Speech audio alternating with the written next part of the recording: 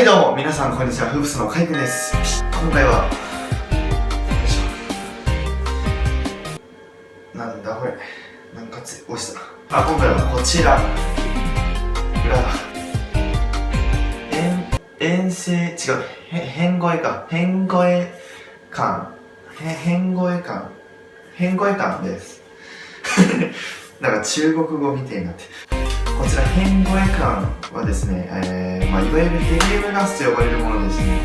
これ116リットルじゃない116リットル、点が隠してたね今。11.6 リッター 11.6 リッター入ってるんですけども、 11.6 リッターのヘリウムガスがどれぐらいの量か知らないんですけど、裏見る限りは約5回分ですね。これ何をするか、そうだ、何をするか言ってなかった。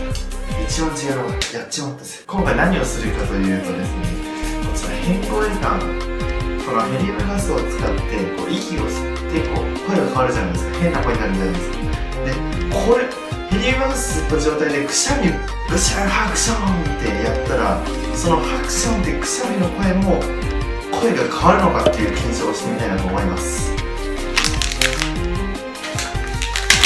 あれこれパスってならないやつだ。なった。パスってなった。さあ。おいさい。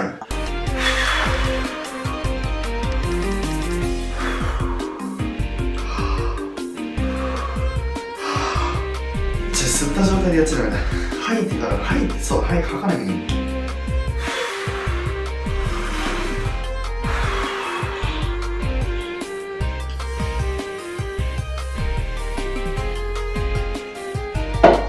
はいどうも、フープスのカイくんです。ピシッ。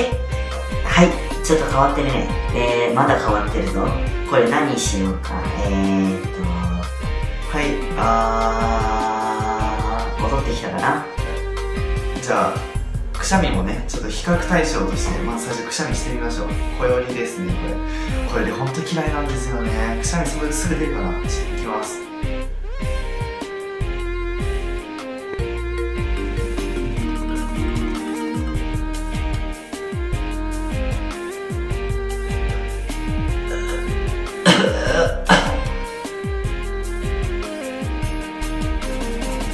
はい、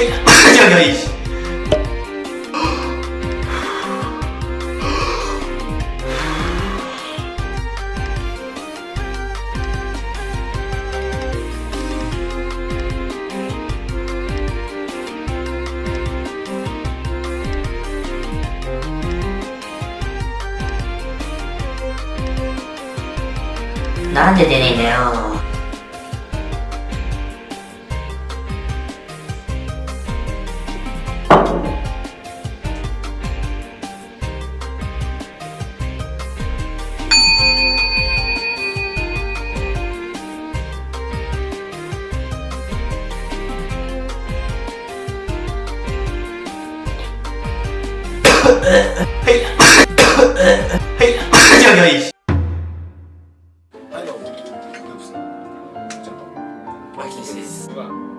水溜りボンドさんっていう、有名な YouTuber の、タグっていうか、なんていうの、挑戦してみてください。氷バケツチャレンジみたいなのと一緒でアイスバケツチャレンジかな。アイスバケットチャレンジチャレンジしてみてくださいっていう動画で、たまたま僕ら見てたんで、やってみたいと思います。トミーさんが